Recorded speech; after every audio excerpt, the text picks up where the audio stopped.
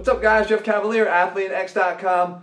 Are you struggling to get your biceps to grow? If you are, don't worry about it, because first of all, believe it or not, I actually had a hard time getting my biceps to grow early on in my life until I started to do a couple of things differently. And I want to share with you guys those two same things, and we're going to do it in a two-phase approach.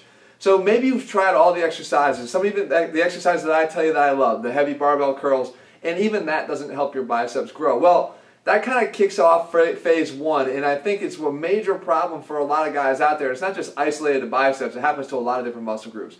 And it's a lack of a mind-muscle connection, because if you don't have that, I don't care how heavy you lift or how hard you know what kind of effort you put in your workouts, if you don't have a good mind-muscle connection between the muscle you're trying to work and the one you're trying to get to grow, which should be the same, then you're not going to see the results you want. So there's a couple things you can do to test to see what your mind-muscle connection is in your biceps. And firstly, you want to take your arm and put it into the position you would at the bottom or the middle here of a bicep barbell curl. You want to really try to contract your arm as hard as you possibly can and see if you can generate a strong enough contraction that you can cause some discomfort in here from that strong of a contraction.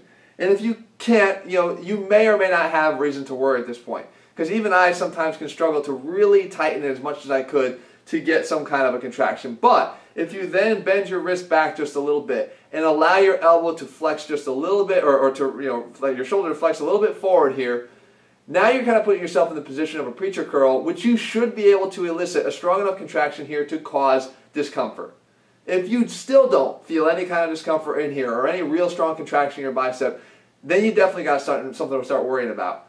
But lastly, if you can put it up here in this flex position where people say, hey, flex your arm, let me see your bicep. If you can put it up here and squeeze for as hard as you can, and you still can't feel any, like right there, I could already have to almost stop because I've got so much tension in here that I can't really withstand that contraction for much longer. If you can't feel any discomfort here, then you really have a mind muscle problem. And what you need to do is not worry about phase two at the moment, but focus on getting that mind-muscle connection developed. You're going to want to start by doing some of the exercises that I'm showing you here. In this first exercise, the bicep flex curl, you're literally recreating that same scenario where someone asks you to flex your arm.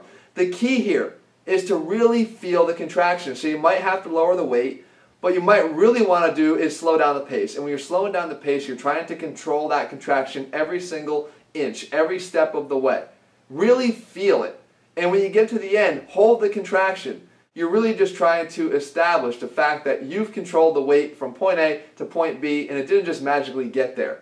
Now, you can take this concept over to another exercise like the preacher curl, like I talked about. You get in that position. The advantage of both of these exercises is that with that slight shoulder flexion, and obviously with the elbow flexion, we are putting in the bicep as close as we can to max contraction. Obviously the shoulder could go way more up than it is in these two exercises, but at least you're getting in that position. So if you're one that's struggling with feeling a contraction, put it as close as you can to peak contraction position. And work on it. Again, even in the exercise there, the preacher curl, I'm trying to work on the quality of the contraction, not so much the amount of weight that I'm lifting, until we get to phase two. And now in phase two, now we have to start throwing in my second and my favorite technique, which is overloading with eccentrics. I say it all the time. Matter of fact, I made our back and bicep workout a couple weeks ago, and in there was my barbell cheek curl.